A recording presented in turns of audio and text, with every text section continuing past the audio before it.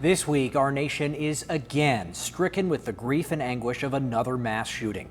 Precious kids taken at the hands of a gunman who was armed for combat and intent on taking lives.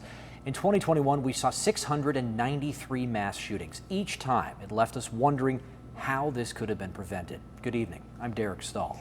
And I'm Kimberly Hunt. May is Mental Health Awareness Month, and the day before the tragedy in Texas, I spoke exclusively with Arlene Holmes, whose son James killed 12 people and injured 70 others in a movie theater in Aurora, Colorado, almost 10 years ago.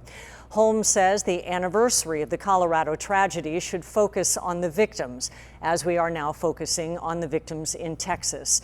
But she agreed to the interview prior to Tuesday's shooting because May's focus on mental health. It was July 20th, 2012, when James Holmes stormed into an Aurora, Colorado movie theater during the midnight showing of Batman: Dark Knight Rises and opened fire, killing a dozen people and injuring 70 others. The San Diego native had been in Colorado attending college. When my son graduated with a degree in neuroscience, a bachelor's, he came home from college and was just quiet and sitting there. He didn't get out and get a job, do things. And I got mad, the exact opposite of what he needed. He needed someone to see he couldn't. Arlene Holmes, the mother of James Holmes, says not a day goes by that she doesn't think about the effects of her son's horrible actions. The innocent lives taken, families destroyed, others left medically and psychologically damaged. And she feels she had an obligation to become knowledgeable about mental health awareness and share that knowledge. If people had been caught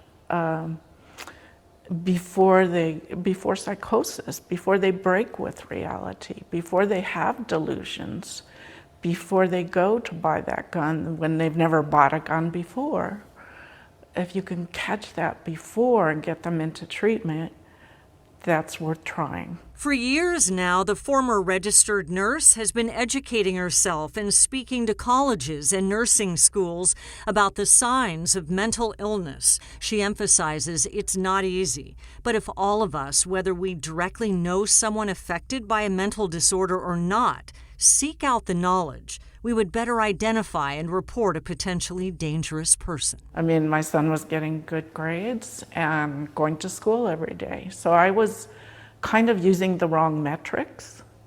And I needed to look more in the big picture. He was isolating. One of the hallmarks of schizophrenia, the mental illness for which her son was diagnosed, is not expressing yourself, not talking very much.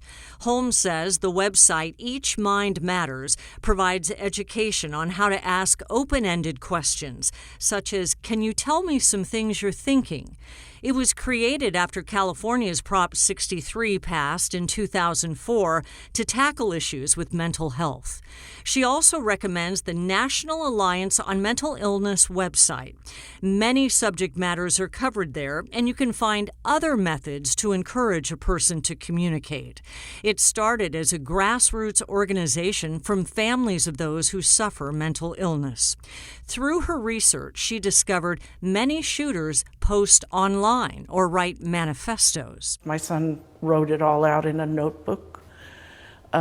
So because someone isn't talking to you, that doesn't necessarily mean that there isn't a lot going on inside. The National Institutes of Mental Health reports 50% of people with mental health disorder show signs before the age of 14. My son was starting to show signs at puberty. And the difficulty in that is it's similar to other teenage behaviors. Is it typical behavior or is there something more to it? Holmes says if you think something's not right, keep trying to talk. Go for a second opinion. Or outside the family, report the odd behavior to the appropriate person in your workplace or school. Most universities have anonymous reporting sites on their web pages. Part of the problem is just leaving people alone and not not following up on them. But Holmes stresses you may not be able to do it alone. You don't have control over whether a mentally ill person goes to the doctor or takes their medications. All you can do is talk to them about your concern, even if you get rebuffed. Or you get an irritable response that makes you cringe. You still have to, I guess I'm just saying, hang in there. It's not easy. Holmes believes if we included mental health education in all of our lives, collectively we would better recognize those dangerous differences: difficulty expressing, feeling pleasure, staying motivated, showing emotion. And we could more quickly identify those rare cases when mental illness has slipped into psychopathic madness. If we could prevent one, I'll keep talking. James Holmes was found guilty of 165 counts. He is serving life in prison without parole. Another area of action is legislation. The National Alliance on Mental Illness has an entire section on how to advocate, petition, and push forward pending legislation to tackle mental health issues. And we have put almost a dozen websites that provide information on our website with this story on 10news.com.